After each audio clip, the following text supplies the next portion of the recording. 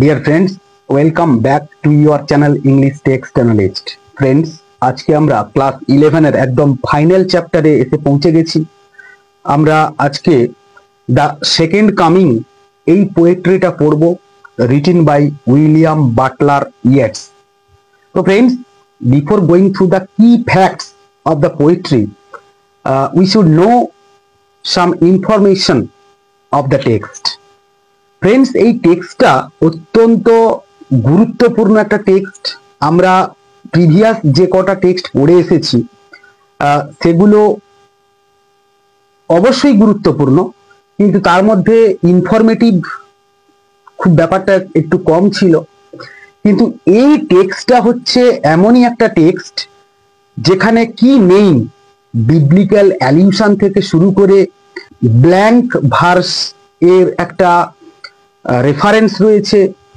আমরা সচরাচর যে পয়েন্টগুলো আমরা পয়েন্ট আউট করি সেগুলো তো রয়েছেই, এবং সঙ্গে সঙ্গে এখানে আমরা দেখতে পাবো অ্যাপোক্যালিপটিক একটা ম্যাটার রয়েছে।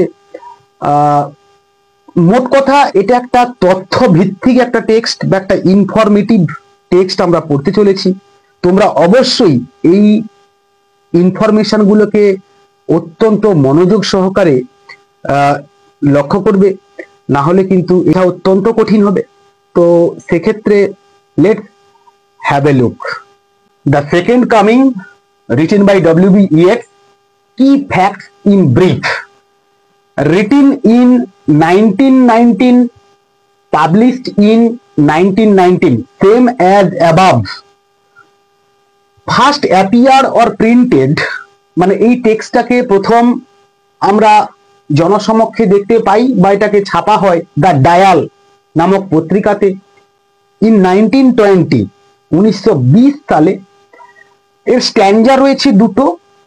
First স্ট্যান্জা with 8 line, that means first stanza consisted of 8 lines and second stanza consisted of 14 lines. Lines রয়েছে এই টেক্সটের 22টা লাইন রয়েছে।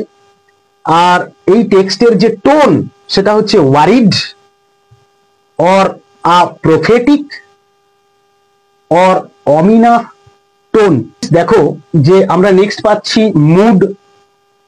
এই টেক্সটের মুডটা হচ্ছে overwhelmingly foreboding, chaotic and apocalyptic।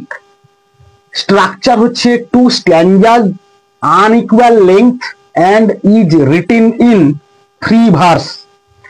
Next পাচ্ছি rhyme scheme, no rhyme scheme or